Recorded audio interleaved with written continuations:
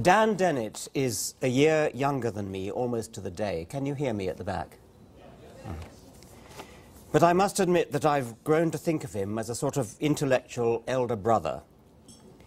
Since the deaths of Bill Hamilton and John Maynard Smith, I've been rather short of intellectual heroes to consult on difficult questions. Thank goodness we still have Dan Dennett.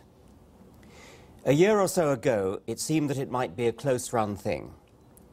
I remember the shock, followed by deep gloom, that was cast over a large group of people in a New York theatre when we were informed that Dan had collapsed and was undergoing emergency surgery, which seemed, so we were informed, unlikely to succeed. Heroic surgery to save an intellectual hero, not just a national treasure, but a world treasure, at least to the world of the mind. Many of you, I'm sure, will have read the stirring testimonial that he read while he was in recovery. It was actually called Thank Goodness. It was widely published all over the internet and was read out to those gathered in San Diego for the Beyond Belief conference. Dan mentioned his religious friends who'd prayed for his recovery. He was touched by their efforts, but he chose to interpret their words as meaning that they had been thinking of him. And he added, "I'm not joking when I say that I have had to forgive my friends who said they were praying for me. I've resisted the temptation to respond, 'Thanks, I appreciate it, but did you also sacrifice a goat?'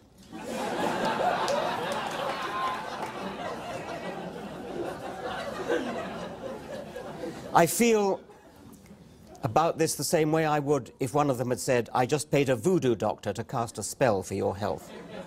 What a gullible waste of money that could have been spent on more important projects. Don't expect me to be grateful or even indifferent. I do appreciate the affection and generosity of spirit that motivated you, but wish you had found a more reasonable way of expressing it." Dan considered the impulse he might have felt to say, "Thank God," for his recovery. He asked himself whether his near-death experience had been some kind of epiphany. I find his response to this so stirring that I again want to read it out for you. "Yes, I did have an epiphany. I saw with greater clarity than ever before in my life that when I say thank goodness, this is not merely a euphemism for thank God. We atheists don't believe there's any God to thank. I really do mean thank goodness. There is a lot of goodness in this world, and more goodness every day, and this fantastic human-made fabric of excellence is genuinely responsible for the fact that I am alive today. It is a worthy recipient of the gratitude I feel today, and I want to celebrate that fact here and now." To whom, then, do I owe a debt of gratitude? To the cardiologist who's kept me alive and ticking for years and who swiftly and confidently rejected the original diagnosis of nothing worse than pneumonia. To the surgeons, neurologists, anesthesiologists and the perfusionist who kept my systems going for many hours under daunting circumstances. To the dozen or so physician assistants and to nurses and physical therapists and X-ray technicians and a small army of phlebotomists, so deaf that you hardly know they're drawing your blood. And the people who brought the meals, kept my room clean, did the mountains of laundry generated by such a messy case, wheelchaired me to X-ray and so forth. These people came from Uganda, Kenya, Liberia, Haiti, the Philippines, Croatia, Russia, China, Korea, India, and the United States, of course. And I have never seen more impressive mutual respect as they helped each other out and checked each other's work. But for all their teamwork, this local gang could not have done their jobs without the huge background of contributions from others. I remember with gratitude my late friend and Tufts colleague, the physicist Alan Cormack, who shared the Nobel Prize for his invention of the CT scanner. Alan, you have posthumously saved yet another life, but who's counting? The world is better for the work you did, thank goodness. Then there's the whole system of medicine, both science and the technology, without which the best intentions efforts of individuals would be roughly useless. So I am grateful to the editorial boards and referees, past and present, of Science, Nature, Journal of the American Medical Association, Lancet, and all the other institutions of science and medicine. that keep churning out improvements, detecting and correcting them. I think you can see why Dan Dennett is my intellectual hero. He is one of today's most distinguished philosophers, but among philosophers, I would describe him as a scientist philosopher. Many philosophers call themselves philosophers of science, but rather few of them take the trouble to learn much science, to immerse themselves in the scientific literature, to talk to working scientists and understand what makes them tick. One of the things that strikes me about reading Dan's books is how much science I learn from them. New science, new experimental results, fascinating scientific research, often still unpublished, but which Dan knows about because he keeps his ear to the scientific ground and travels to visit laboratories where he's always an honored guest. He is indeed a scientist as much as he is a philosopher, and he's also a superb explainer. Where other philosophers are mainly interested in showing off how clever they are to their colleagues, Dan really, really wants to be understood. He seems to make no distinction between a book written for lay people and a book written for professional philosophers. And this is something I also aspire to when writing for professional scientists. Clarity is clarity, and it doesn't matter who you're writing for. There should be no need to write separate, popular books which dumb down the books that are written for professionals. Dan thinks long and hard, not only about the philosophy itself, but about the best way to explain it. He's a great coiner of phrases, an inventive deviser of metaphors, a vivid painter of mental images. Intuition pump is one of his phrases, and it well describes exactly what he does when he's explaining something difficult to his readers. His celebrated lecture, Where Am I?, is a tour de force of the explainer's art, combining comedy and high drama with the usual weapons of the lecturer. Notions like skyhook and crane, the Cartesian theatre, the library of Mendel, universal acid, all these are superb intuition pumps, crafted to assist the reader to accompany him on an exciting mental adventure. He's a leading thinker in a wide range of important philosophical topics: philosophy of mind, the problem of free will, consciousness, evolution, and of course religion. Breaking the Spell is a pivotal contribution to the rather exhilarating revival which secularism is enjoying at the moment. In all these fields, as I said, I look up to him as an intellectual hero. Elder brother he may be, but also dynamic enfant terrible of the mind. And there's no paradox in the contrast. It's a huge pleasure and honor to me to present this award to Dan. And the fact that the award is in my name redoubles the pleasure and quadruples the honor. Dan.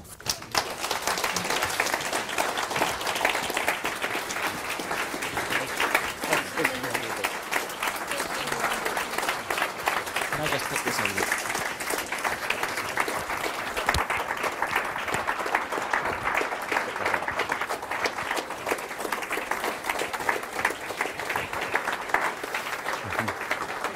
It's beautiful.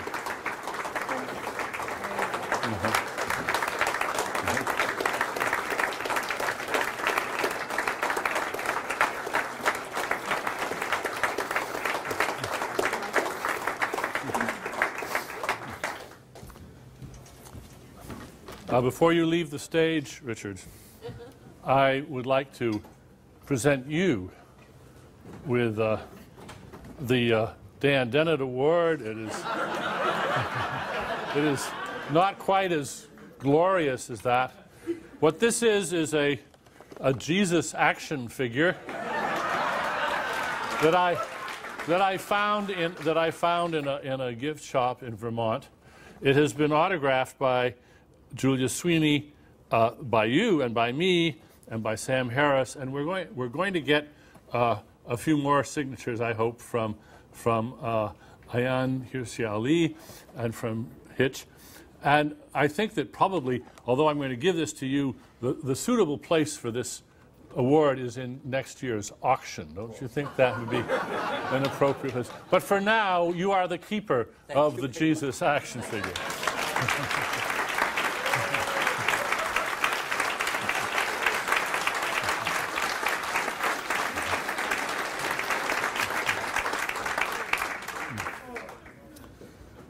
Well, I actually have a whole talk to give, but it's got some pictures, it's got some PowerPoint.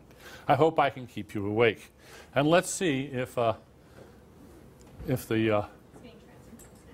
PowerPoint is going to work. I've got my first slide up. No, that's not it.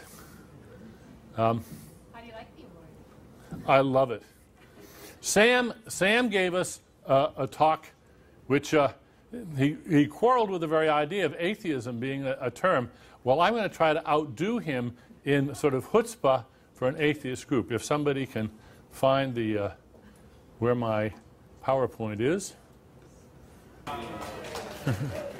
Okay, there we go. Can everybody see? Good reasons for believing in God. As many of you know, I'm happy to say I've signed a lot of copies. This is the hardback of my book, Breaking the Spell. Many of you have not seen the British paperback cover, which I have to show you here because of the next slide that I want to show you, which I think is good news for atheists everywhere. This was sent to me by a friend. It's from the British scandal gossip magazine Now. They pester their men for attention. What is it with Dawson's Creek's Joshua Jackson? He's on a beach with his stunning girlfriend, German actress Diane Kruger, and he wants to read a tome on rational atheism. So, you may not have realized it, guys, but atheism is a chick magnet.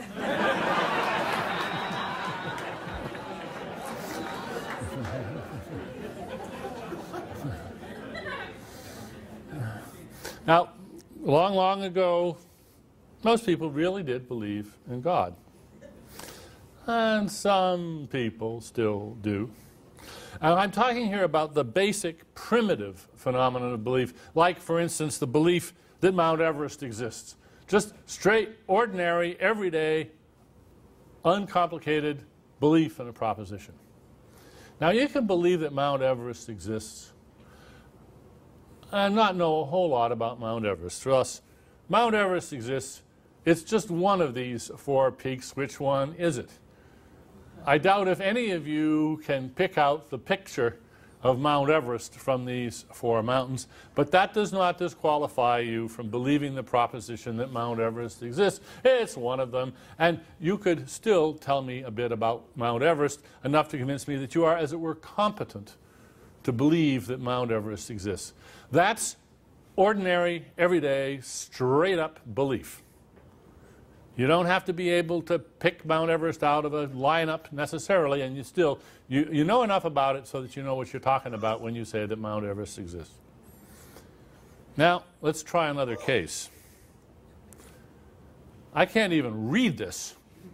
Proposition alpha. Probably Herr and San Dogar Yatsar Verhor, something like that. Now, I haven't the faintest idea what this means, because it's in Turkish. But I believe it's true. And the reason I believe it's true is that I went to a trusted Turkish colleague and said, Güven, please give me a sentence of Turkish. Do not tell me what it means, but just, it's got to be true. And so he gave me this sentence.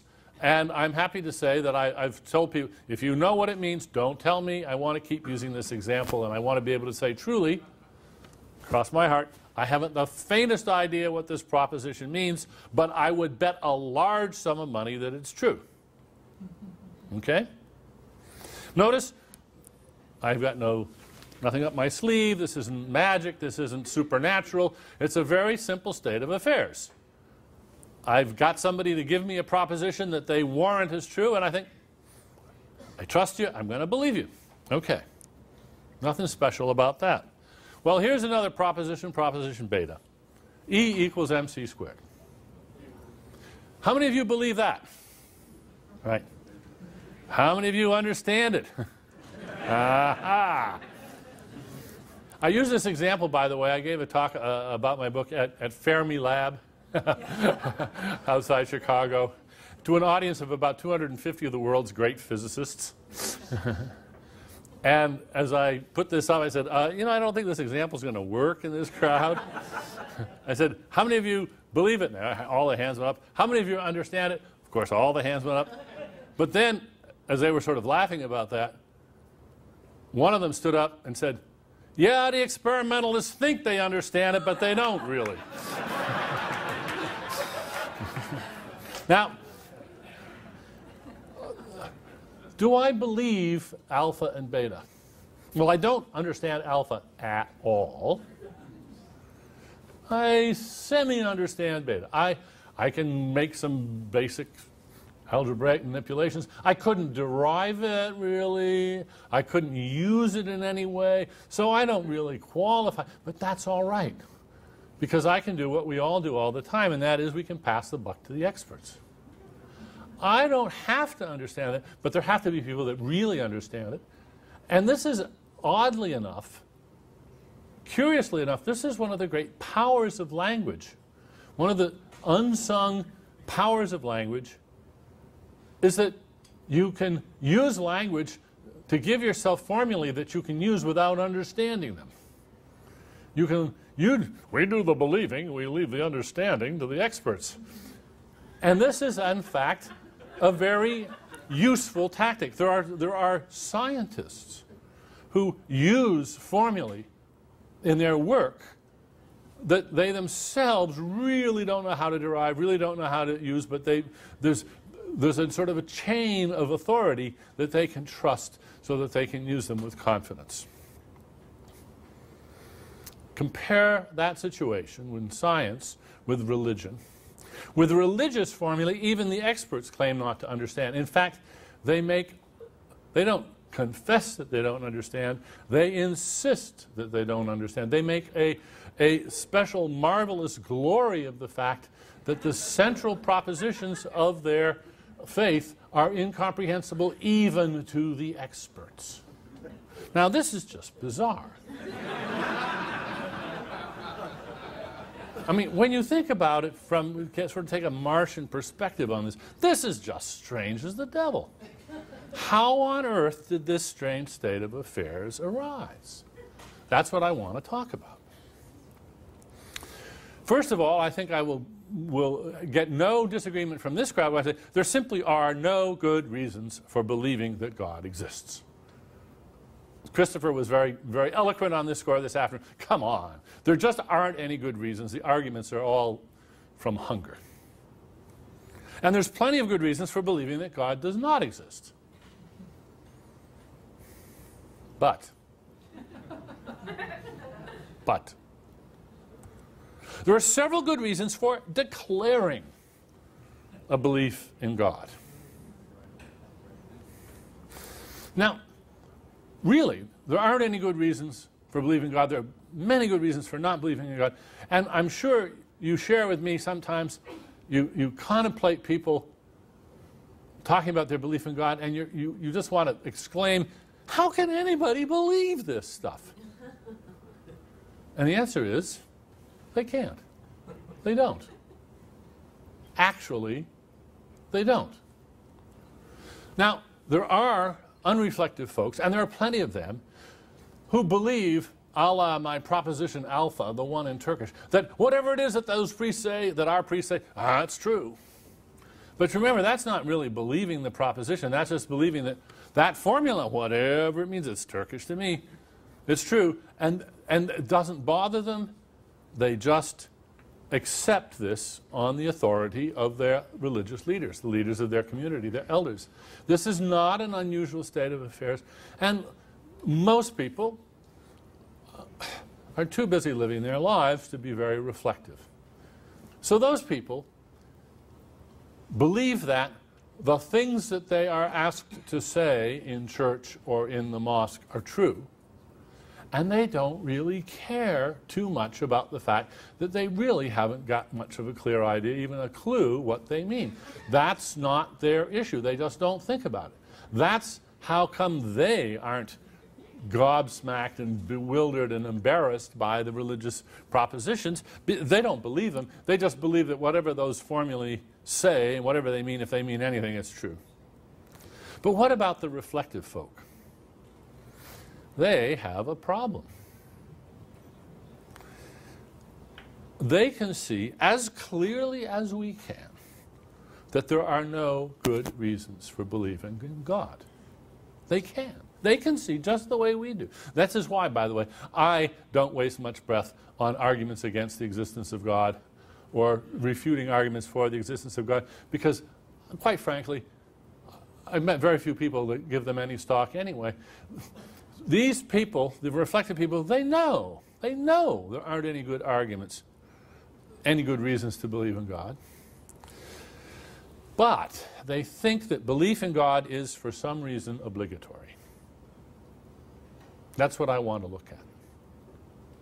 What their reasons are for thinking that belief in God is obligatory. What they do, given their belief, is they contrive to believe in God. And that's a phenomenon which is quite distinct from believing in God. Here's a good line from Cardinal Ratzinger, who's been mentioned several times before. He's now Pope Benedict XVI. He talks about what the Catholic faithful are required to profess. Required to profess.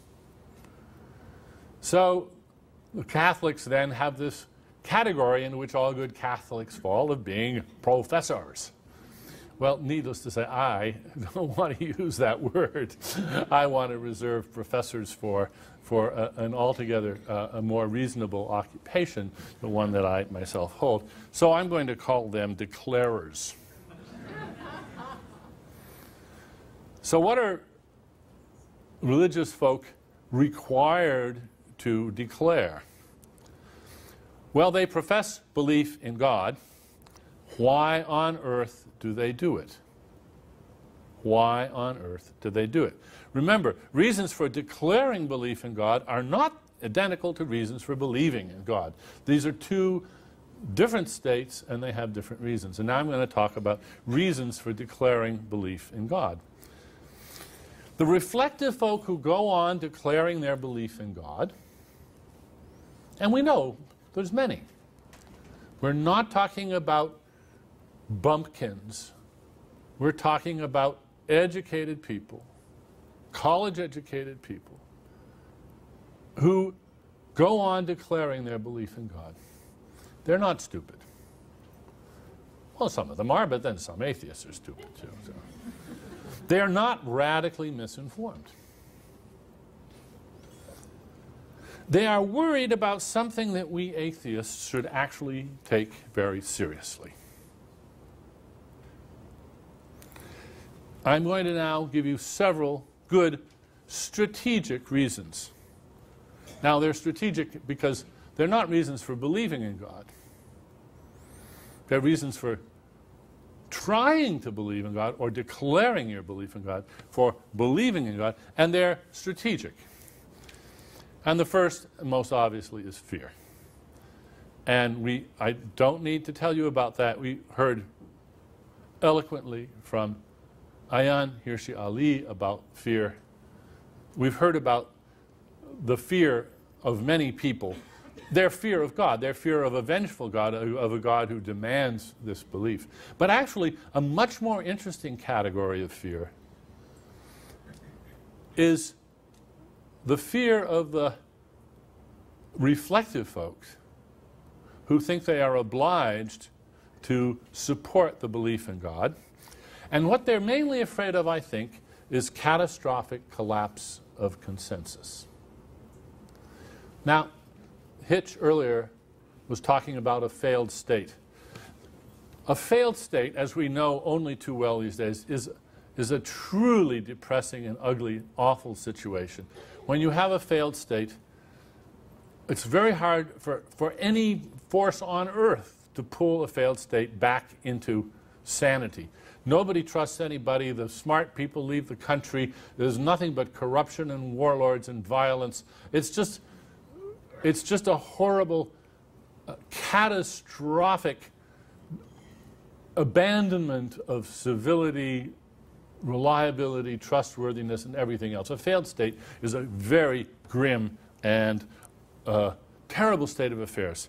And confronted with the prospect of a failed state, I want you to put yourself in the position of somebody of some authority in a state which is on the brink of becoming a failed state.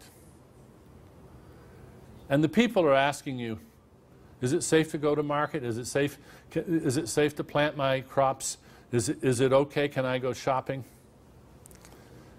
And you don't know that it is. You rather doubt that it is. There are very good reasons under these circumstances to lie. Very good reasons. I think each one of us here would be strongly tempted to lie under these situations, and for a very good reason. Saying, no, it's too late. This has had to be a self-fulfilling prophecy. If there is a small chance that you can salvage things, just goose the society a little bit into a sense of confidence, you may be able to save it. So what you say may have a huge ripple-on effect, and so there's a tremendous reason, a very good reason to lie. And this is, I think, the state of a great many people who are reflective people who go on declaring their belief in the existence of God. They're terribly afraid that if that belief somehow falters, we will have a societal collapse. Now, this sort of issue is not just about religion. Think about hyperinflation. We have a number of phenomena in the world in which social consensus is a sort of treading water that holds everything up. As soon as people start losing confidence in a currency, and the currency starts to hyperinflate, and then we get hyperinflation, and it all goes to hell.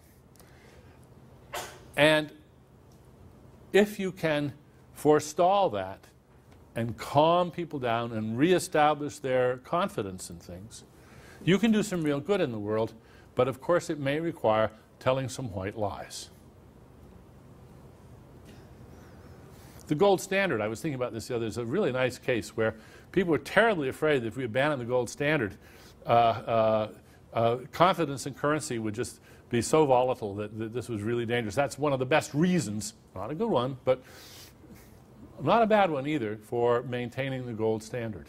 As a sort of fetish, really, to protect the confidence of the community in a currency. And I think something like this is going on in the belief by so many religious people that they have to cling tenaciously with white knuckles to their religious declarations. Runaway cynicism can even lead to the death of communication. We have Aesop's fable about the boy who cried wolf, and similar phenomena have been seen, auguried, imagined, and so we have this kind of fear, which is not unreasonable. It can be very well informed. If we think it's false, fine, but there's some problems with that too. By the way, another great example of this is in Doug Hofstadter's wonderful column about the luring lottery. Some of you may remember that in Scientific American, a sort of catastrophic loss of trust. Now suppose we think that, well, okay, Dan, you've shown us that this is reasonable, but you know, they're just wrong. Giving up the belief in God is like giving up the gold standard. Life goes on, community, confidence, trust, security, it's just not such a big problem. Okay, so we want to explain this to these people. Can we reason with them? No. Why? Because we should expect them to shun the opportunity to discuss our disagreement rationally, because the very discussion of the issue undermines the consensus. Don't talk about it. Shh. Don't even think about it. There's been some very elegant research by the psychologist Philip Tetlock on sacred values. What makes a value sacred is don't even think about it. You should feel guilty for even thinking about it, even if you decide the right thing about it. It's to protect us from subversive criticism which might lead to a catastrophic collapse of values. So there's fear in several different varieties. And what I've tried to do is to show you that in your own lives, in your own circumstances, you can imagine a case where you would be gripped by that fear and you would think the right thing to do here is to grit my teeth and lie. Maintain a pretense to save a situation from catastrophe. Another is love, and we've heard a lot about that today. It's so wonderful. The speakers today weren't just vivid and compelling. They illustrated my issues just right down the line. The prospect of disappointing or enraging or hurting or those we love is so terrible. I actually hope to all of us that it overpowers our candor. We just can't face telling the truth when grandma or mother or our sisters or somebody else that we love, we're afraid that it's going to hurt. And so many people are trapped in a pretense from which any escape would be, in their eyes, a betrayal. Our overtures, our skeptical overtures, therefore, threaten to expose them. No wonder they loathe us. No wonder they loathe us. We are threatening them with a choice between betrayal and lying, which they do not like. There's a lovely new book. I wish it were here. It just came out. I'm not sure it's actually out. Yes, it is. Called Philosophers Without Gods.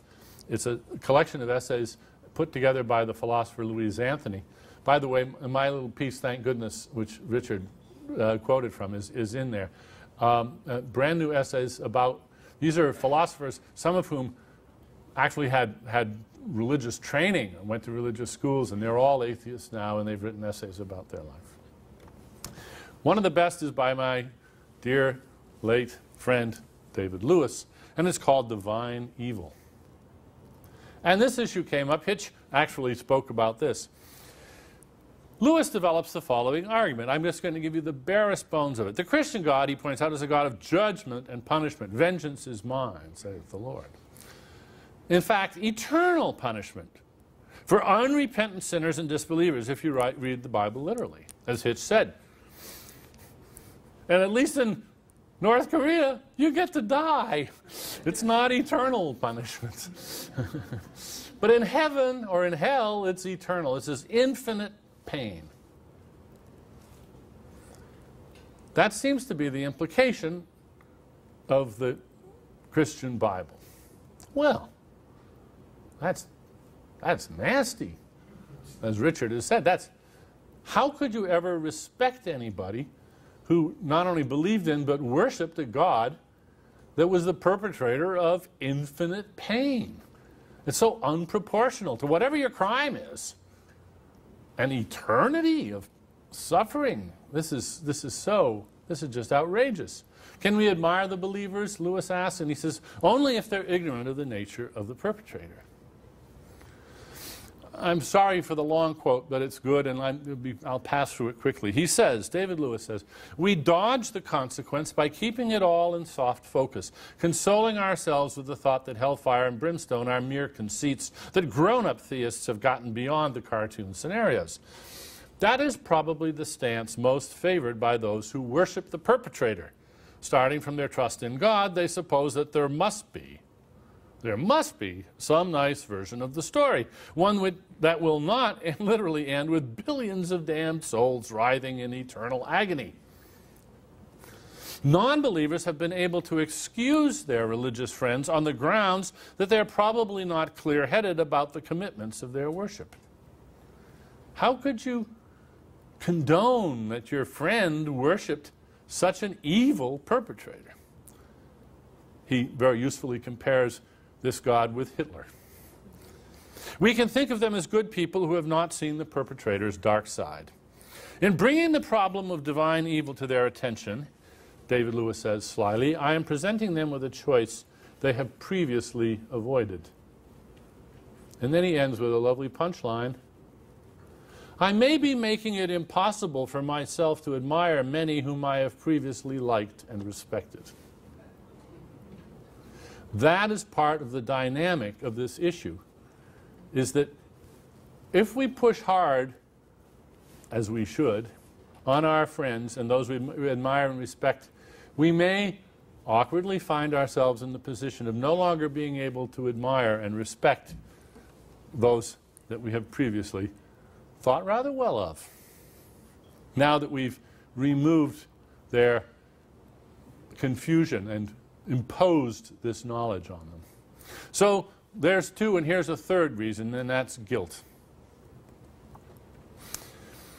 The guilt of the deceivers is just part of this. That is the guilt of the priests and the leaders who know better. It's just stunning how much guilt there is among the priests and imams and pastors of this world, when they know very well that the things that they are saying in their pulpits are not what they believe. But it propels the infectious guilt of the deceived. They pass the buck to the deceived and let the people in the congregation police themselves. Ayaan Hirsi Ali, in this stupendous book, is, to me, very eloquent on just exactly this topic. I'm calling it the mutual policing of the devout.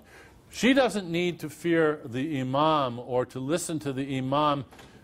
She can just get from her sisters, from her brother, from her aunts, from her family, from her clan. They're all involved in enforcing the pretense of the beliefs and making her feel terribly guilty and afraid for not maintaining them.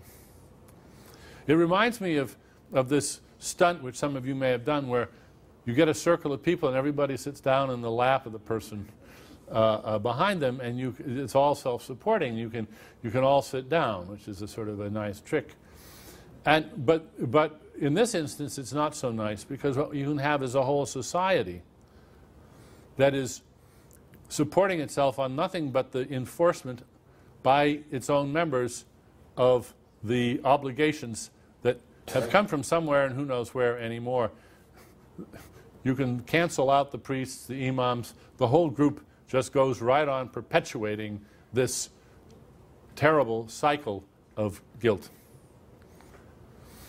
Boyd and Richardson, I'm a professor. I can't resist getting a little bit academic here. Boyd and Richardson have a lovely paper on second-order punishing.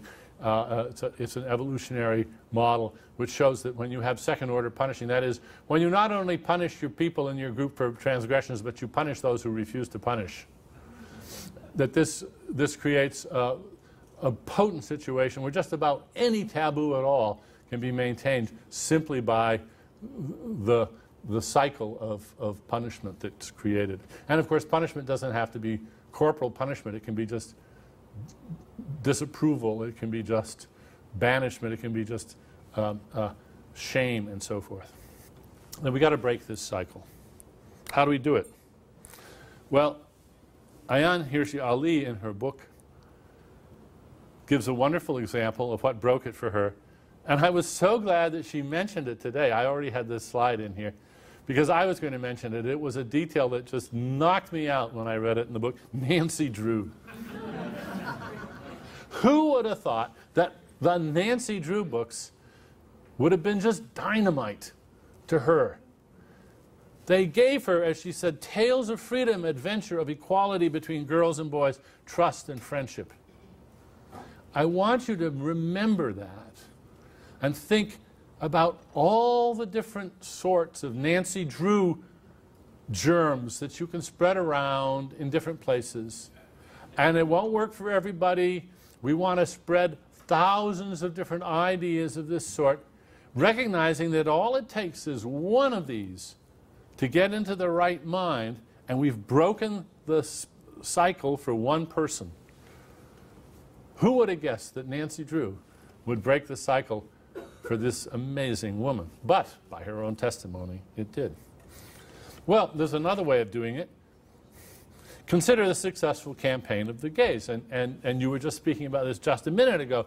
Here's Queer Eye for the Straight Guy. What a brilliant advance that program has made. Not everybody likes it. Some people hate it. But it has simply shifted the balance of what's considered normal, what's considered acceptable. It has simply changed the playing field, I think, inalterably, in a very good direction. We have gay roles in sitcoms. We have the gay Congressman Barney Frank. This is a wonderful progress in this attention, this consciousness raising that Richard talks about, and we want to have more of it.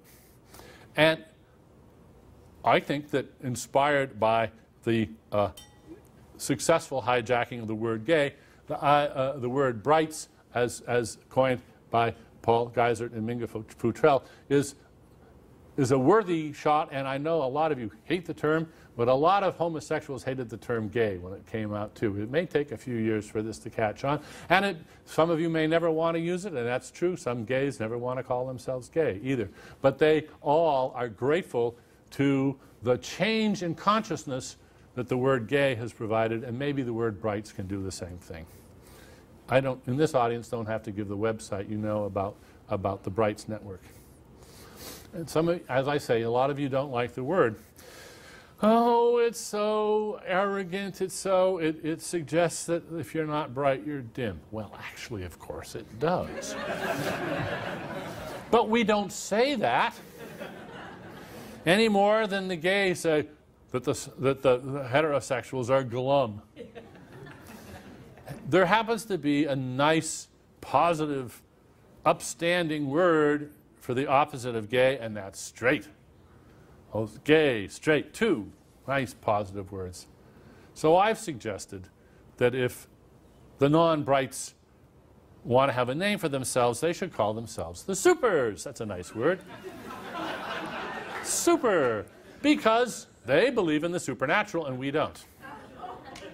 So they can be the supers and we can be the brights. And they're both nice words. But I haven't seen many of them taking me up on this, but I think it's a good suggestion. More recently, just before coming here, I thought about this a bit and I decided, you know, actually, I think there may be another species of non-bright, not just supers. There may be murkies. Now, supers and murkies are two distinct species of non-brights. And they really are, now that I've been thinking about it, quite different. This is maybe just an aesthetic matter, a difference in taste. Murkies, they shun clarity, they like mystery. Philosophers call them Mysterians. They want things to be kept soft focus. They want to turn down the lights. Shh, don't break the spell. They are, in general, in favor of a sort of a gauze filter over everything so that nothing's very clear. They like things to be murky. Supers want there to be supernatural things. They want real magic. They want miracles. And these are really distinct ways of not being bright. For instance, Tom Nagel is a murky, but not a super. Tom Nagel, the philosopher, one of my favorite philosophers, also one of my favorite opponents. Here's Tom. I quote him. This is the passage that the odious Leon Wieseltier claims I pulled out of context and misrepresented Tom Nagel's views. Here's what Tom says. It isn't just that I don't believe in God and naturally hope there is no God. I don't want there to be a God. I don't want the universe to be like that. He's an anti-theist. So he certainly is no super. That's in his book, The Last Word. But he is a murky. He's a very urbane, humane Mysterian, and it's immensely appealing to many people. So we don't have just the enemy of the supers to fight. That's not our only opponent. We also have to have, as a targeted opponent, the murkies of this world. And they will take offense if we call them supers. They're not supers. They have no truck with miracles or supernatural beings. They're just murkies. And they think that by being murky, by having everything murky, they're protecting something important. It's never quite clear what. If they could get clear about it, they wouldn't have to be murky. So we need lots of equally engaging examples of brights leading fulfilling moral lives. I mean, Tom Nagel's a wonderful guy. He's done brilliant work. He's done lovely work in political and judicial philosophy. He's a really fine example of what a philosopher can be. I admire him tremendously. And so, for me, it's a problem that he is such an honorable and exemplary fellow, and yet he's a murky. So we have to confront the murkiness, and we have to provide examples of equally marvelous brights to give people just role models for what a bright can be. Now we have Pete Stark. And I do hope that he's the first of many who will come out of the closet and admit that they're atheists. I'm often asked, when do you think there will be an atheist president? Ever? I said, oh, we've had lots of atheist presidents. They just wouldn't admit it.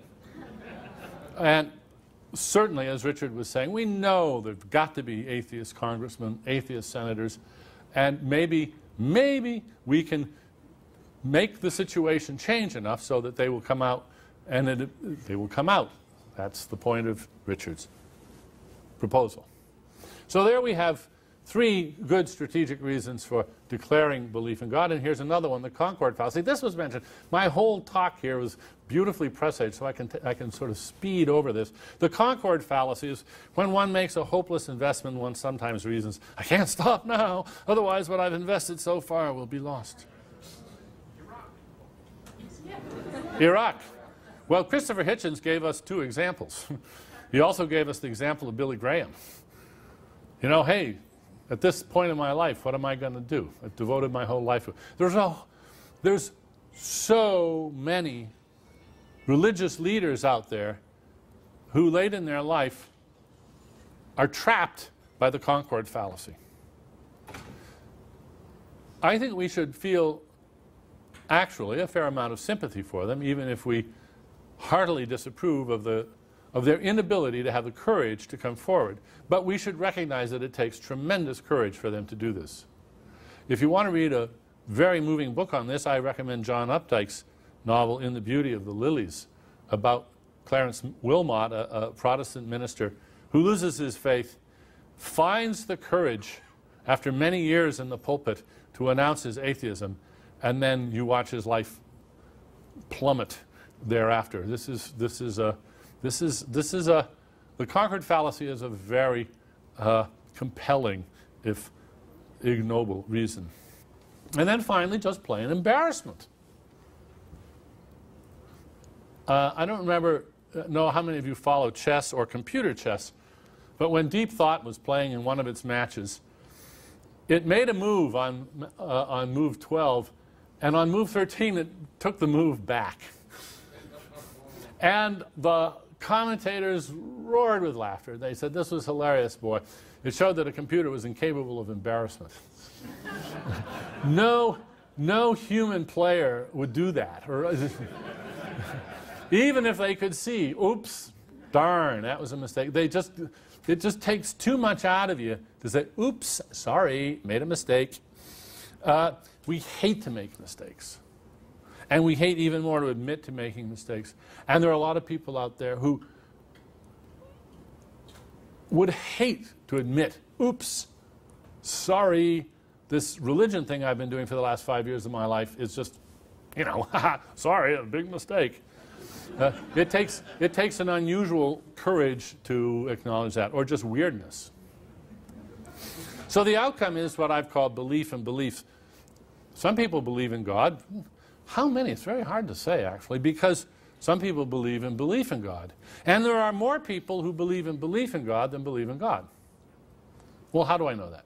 Well, all the people who actually believe in God also believe in belief in God. I mean, I don't know about you, but I have not really encountered anybody who goes around saying, oh man, I just wish I could get rid of this belief in God. It's so embarrassing, you know. No, if you believe in God, you're proud of it.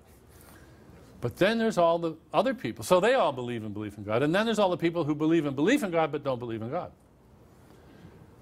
Well, what's the proportion? What's the ratio? We'll never know. Because those who believe in belief in God behave exactly the way people behave who believe in God, except that they won't, say, run into a hail of bullets expecting God to save them. There aren't many people who believe in God that way. So we can't tell. Maybe we're tiptoeing around and very few people actually believe in God. They just believe in belief in God. So what we've seen is the evolution of the God concept in the last few thousand years from Yahweh, a really sharp, craggy, real Mount Everest type God, to the ground of all being, a low, you can barely tell it's a mountain, you know? Now, is this evolution homing in on the best concept? That's what the religious theologians like to say. You know, this is a theory, and we are getting closer and closer. We're getting a better concept of God all the time. Is that what it is, or is it the erosion in the face of skepticism? And I think it's pretty clear that it's erosion in the face of unrelenting skepticism over actually several thousand years. The weathering of the God concept at an almost imperceptible rate. It's very important that the weathering go on without our sort of noticing it. It happens every time a preacher tweaks a phrase in his sermon to avoid irritating or arousing any skepticism in somebody out in the congregation. If the congregation has been frowning a little bit, he's going to start watering down the doctrine just a little bit. Won't even realize he's doing it. Gradually, over the years, the concept of God gets watered down, watered down, watered down, watered down. These personal revisions are passed on without notice, not just from preachers, but from individuals, parents talking to their children, till gradually what started out as really a Mount Everest type concept of God becomes a sort of amorphous, cloudy, mysterious concept that nobody really knows what it is even. Mystery is elevated and considered itself to be wonderful. And we get the privatization of the concepts. This is particularly true in the say, the mega churches in this country, where we don't care what your concept of God is, just so long as you're one with Jesus and you come to the church. And so they're actually allowing you to freelance it and come up with your own concept of God, whatever you like. It doesn't matter. They've begun to realize that it doesn't matter what concept of God you have, because nobody believes it anyway. So we get the almost comical confusion of today. If it were sped up, it's very important this happened very imperceptibly. This is like the heating up the pail of water with a frog in it. If it were sped up, it would just be hilarious. The revision piled on revision piled on revision, and all in one direction. Here's a quote.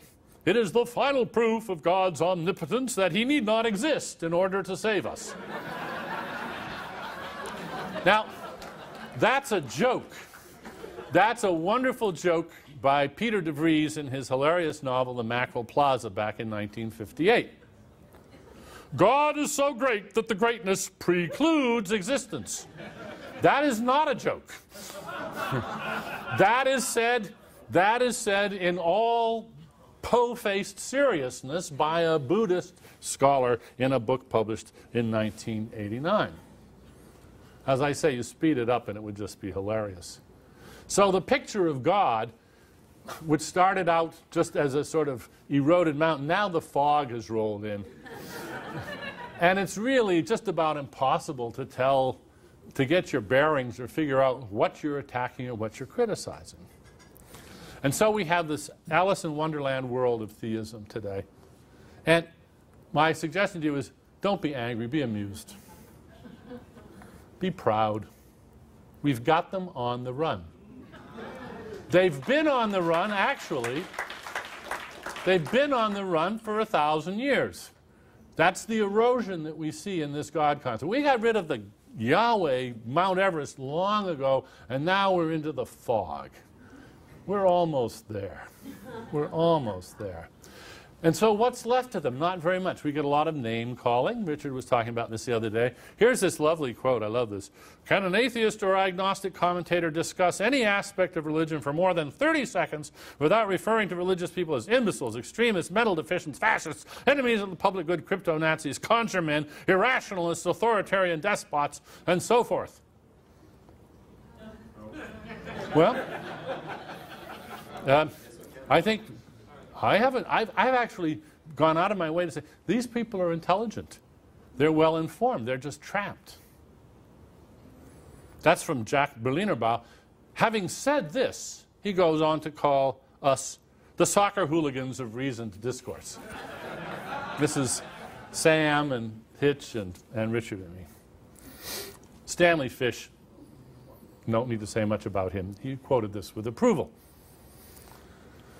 Now, these tactics I think of as a testimonial to the power of rational skepticism, and we should respond to them firmly but gently. A little good-natured chiding or teasing can work wonders. I was asked by ABC News earlier today about the new apologetics, this new movement that's arising mainly within the Catholic Church, but not just, the new apologetics. And I think this is wonderful. These advocates are useful to us because they aren't straw men. They are creating articulate arguments for their various creeds, which they're now prepared, they say, to argue for. Wonderfully, they embarrass many of the faithful. What? We're supposed to believe. What? Because you can't articulate these views without articulating some fairly drastic claims, which a lot of the faithful just, they never imagined they were signing up for that. So I think that I do not regret the occurrence of this new wave of apologetics spokespeople. They're fish in a barrel. We get to expose their tricks. One of my favorite is witnessing. I want to pass this on to you because I think this is a little social bit you really should have in your kit. And I go to an authority, Cardinal Dulles, in an article of his called The Rebirth of Apologetics. He's very candid. I don't think he realizes how candid he's being. He says, personal testimony calls for an epistemology quite distinct from the scientific, in which interpretations proffered by others are not accepted on authority, but tested by critical probing. But when we proceed by testimony, he's talking about religious testimony, the situation is very different. Without in any way compelling us to believe, the witness calls for a free assent that involves personal respect and trust. To reject the message is to withhold confidence in the witness. In other words, witnessing is the ploy of personalizing in such a way that you have no choice either but to mumble and bite your lip and say, well, okay, or you're going to have to be rude and say, well, you're just deluded. And most of us don't want to do that. Here's how you should respond politely to somebody who does the personal witnessing thing. You say, look, you're playing the witnessing card. You leave me no choice but to be rude. I can't accept what you say, so I have to tell you that I don't accept it. And that does impugn your honesty. And it makes you, I simply say you're incredible. Not in the good sense. If that's rude, you leave me no choice. Do you realize, you might say, that you're using that old con artist trick? You know, con artists have known for many years that if the mark starts getting skeptical and critical, they play the hurt feelings card. What, you don't trust me? It's a con. Now, a lot of people use a con without knowing that they're using a con. You can gently point out to them, What you just did is a variation on an old con artist trick. Do you really want to do that? Then there's the business about metaphor. This is such a shell game. Does God judge or does he judge? Does he listen or does he listen? Is God merciful or merciful? Are we to take these terms literally or metaphorically? Does God punish or does he punish? Now, what I think we need to do is to point out to people who rely on this that their unembarrassed exploitation of this convenient dodge, as if they'd never noticed that they're availing themselves of a parlor trick. We should make them embarrassed when they do this. We should show them that this is just a cheap trick. I have a bad joke. Lucy thinks rock is to die for. Desi thinks rock is to die for. Lucy's thinking of Rock Hudson. Desi's thinking of rock music. They don't really agree on anything. Now, I submit that many people, that the different concepts of God are more different than Rock Hudson and rock music. But people say, hey, we're not atheists. We all believe in God in our own ways. Yes, and Lucy and Desi both believe in rock. It's just a bad pun. Now, why do people do this? They do it because of belief in God. And belief in God has eclipsed belief in God as a reason. And we should recognize that and start adjusting our strategies to meet that. So I've given you 5 actually good strategic reasons for declaring your belief in God even though you don't believe in God, for believing in God. I don't have to tell you there are better reasons for not believing in God, and we know them, and they've been rehearsed for us here. Or are we perhaps wrong? Let's be open-minded and think. This fear that the opposition has of catastrophic collapse of society, for instance, what if they're right about that? Then we're being vandals. This is what's behind the "I'm an atheist, but" line that Richard and others have written about. These are the people who share our atheism, but are really afraid that we're doing a lot of harm when we press the case. Well, I'm going to concentrate on one example who has not, I think, been used in this regard, and that's David Sloan Wilson in his book Darwin's Cathedral, which is a very interesting book in many ways, but it has a bombshell at the end that I think nobody's really commented on. In this book, David Sloan Wilson is an evolutionary biologist. He's battled with Richard for years over the issue of group selection, and that's a long story for another day and another group of people. But I want to concentrate on just one aspect of David Sloan Wilson's work in this book, Darwin's Cathedral. David introduces a distinction between what he calls factual realism and practical realism. And this is what he says. It is true that many religious beliefs are false as literal descriptions of the world, but this merely forces us to recognize 2 forms of realism: a factual realism based on literal correspondence, and a practical realism based on behavioral adaptedness. He illustrates it. An atheist historian who understood the real life of Jesus but whose own life was a mess as a result of his beliefs would be factually attached to and practically detached from reality. Ooh. So he ought to believe a myth even at the expense of his factual knowledge in order to keep his life not a mess. That seems to be the implication. Rationality, says Wilson, is not the gold standard against which all other forms of thought are to be judged. Adaptation is the gold standard against which rationality must be judged, along with all other forms of thought. If this were a philosophical audience and it weren't though late at night, I would take issue with that, but I just draw your attention to these passages. It is the person who elevates factual truth above practical truth who must be accused of mental weakness from an evolutionary perspective. If there is a trade-off between the 2 forms of realism, such that our beliefs can become more adaptive only by becoming factually less true, then factual realism will be the loser every time. So he seems to be giving what he thinks of as an evolutionary endorsement for practical realism over factual realism.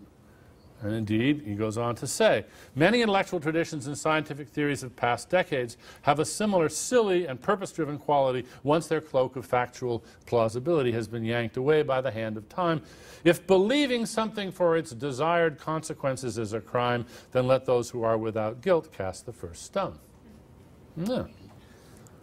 Well, I want to point out the fundamental difference between factual realism and practical realism is that the truth or falsity of the factual realist theories is always an issue. Imagine if a priest were to say, well, of course, there isn't really a God who listens to your prayers. That's just a useful fiction, an oversimplification. Now, even the Unitarians don't just blurt out the fact that these may be useful fictions, since it's quite apparent that their utility depends on their not being acknowledged to be fictions. In other words, practical realism, as advised and recommended by David Sloan Wilson, is paternalistic and disingenuous. It appears, he says, that factual knowledge is not always sufficient by itself to motivate adaptive behavior. At times, a symbolic belief system that departs from factual reality fares better. At what? At motivating behavior. Well, you know, I think he's right about that. Is this a recommendation that one should lie when it will lead to adaptive behavior? Does Wilson recognize the implications of his position? Let us consider practical realism of Cheney, Bush, and Rumsfeld. In a chilling article several years ago by Ron Suskind, White House correspondent, we get the following quote. The aide to President Bush said that guys like me were in what we call the reality-based community, which he defined as people who believe that solutions emerge from your judicious study of discernible reality.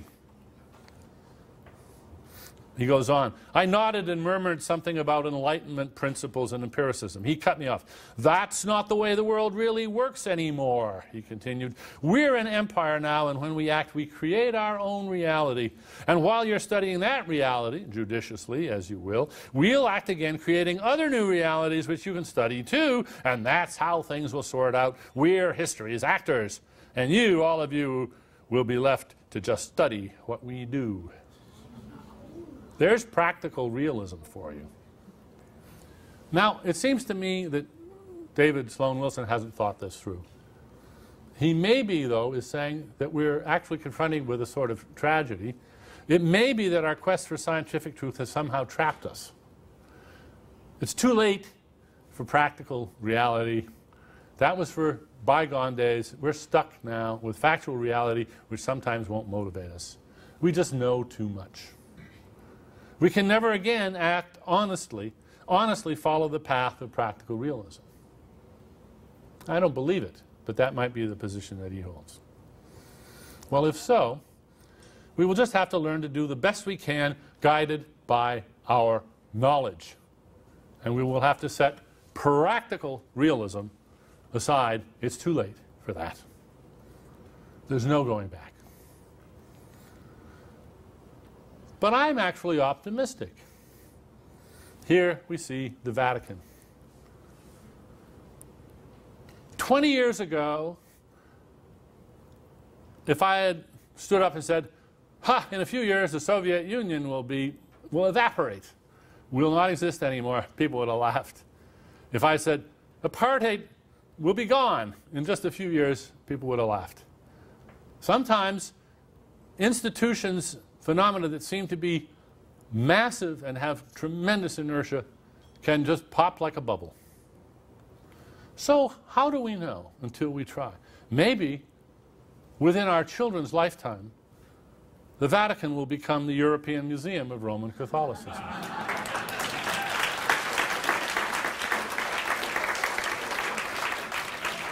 And maybe Mecca will become Disney's Magic Kingdom of Allah.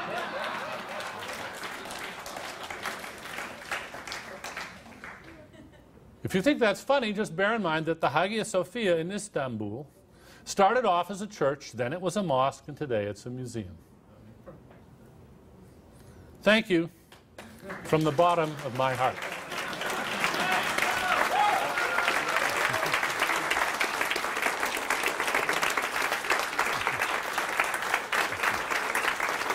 Thank you.